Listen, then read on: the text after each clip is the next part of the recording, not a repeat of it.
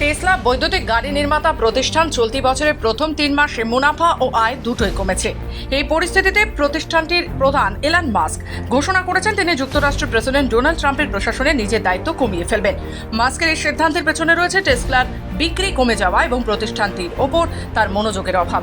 তবে টেসলা কর্তৃপক্ষ জানিয়েছে 2025 সালে প্রথম ত্রৈমাসিক বৈদ্যুতিক গাড়ি বিক্রি থেকে তাদের আয় 20% কমে গেছে, মুনাফা কমেছে 70% বেশি। এই পতনের জন্য টেসলা বিনিয়োগকারীদের সতর্ক করে বলছে পরিস্থিতি অব্যাহত থাকতে পারে। প্রতিষ্ঠানটি প্রবৃদ্ধির পূর্বাভাস দিতে অস্বীকৃতি জানিয়ে বলেছে তাদের পণ্যের চাহিদা অর্থপূর্ণভাবে ক্ষতিগ্রস্ত হতে পারে। ট্রাম্পের নতুন প্রশাসনে মাস্কের ভূমিকা নিয়ে মানুষের মধ্যে ক্ষোভ দেখা দিচ্ছে। এর মধ্যে প্রতিষ্ঠানটির মুনাফা ও আয়ে সাম্প্রতিক পতন ঘটতে পারে। মাস্ক নিজেও স্বীকার করেছেন প্রতিষ্ঠানটির ওপর থেকে তার মনোযোগ সরে গেছে। তিনি জানান আগামী মাস থেকে ডিওজিইতে সময় বরাদ্দ উল্লেখযোগ্য মাত্রায় কমতে শুরু করবে। মাস্কের এই পদক্ষেপের ফলে টেসলার ভবিষ্যৎ কি হবে তা এখন প্রশ্ন চিহ্নের মুখোমুখি।